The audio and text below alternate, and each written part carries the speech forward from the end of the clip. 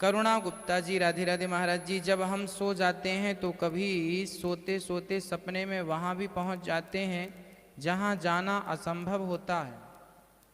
देखो, हम कई बार ऐसे सपने देखते हैं जो बिल्कुल अलग होते हैं। कैसे सपने हैं ये? क्योंकि हम भी कई बार वहां जा चुके हैं जहां सपने में गए थे।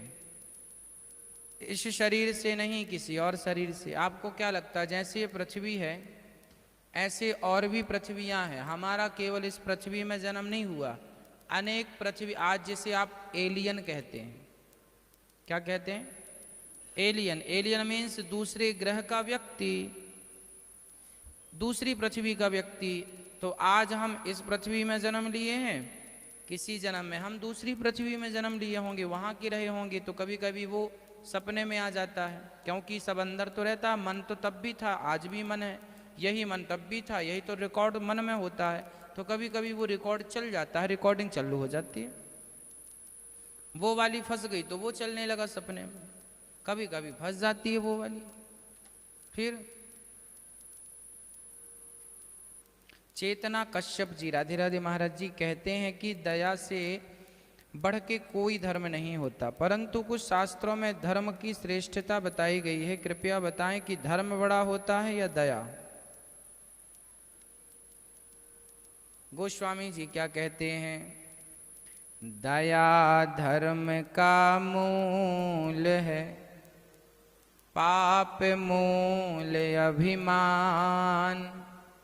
तुलसी दया न छोड़िए, जब तक घट में प्राण।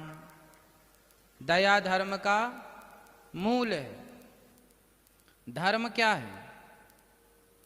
दया ही धर्म की जड़ है। यदि आप दयावान हैं तो आप धर्मात्मा हो सकते हैं। आपके भीतर दया है ही नहीं तो आप धर्मात्मा किसी भी एंगल से हो ही नहीं सकते। तो जो धर्म की नींव है, जैसे इस बिल्डिंग की नींव है मजबूत, तो आप कितने भी ऊपर स्टोरी बना लो, माले बना लो, मंजिल बना लो, यदि बेस कमजोर है तो आप क्या बना लेंगे? तो धर्म का बेस क्या है? दया। धर्म का प्लेटफॉर्म क्या है? बेस क्या है? नींव क्या है? दया। दया पर ही धर्म टिका है, ये हम नहीं कह रहे हैं, तुलसीदास जी। दया धर्म का मूल है। मूल मीन्स नींव। दया यदि आपके भीतर है तो आप धर्मात्मा हैं, और आप केवल धर्मात्मा होने का स्वांग रचते हैं और आपके भीतर दया है नहीं तो केवल दिखाऊ हैं आप। जिस व्यक्ति के अंदर धर्म होगा उसके अंदर दया भी होगी, है ना?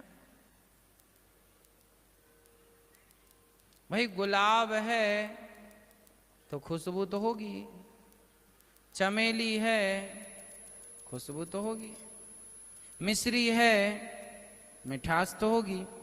जैसे मिश्री को मिठास से पृथक नहीं किया जा सकता, मतलब अलग नहीं किया जा सकता, उसी प्रकार दया से धर्म को अलग नहीं किया जा सकता।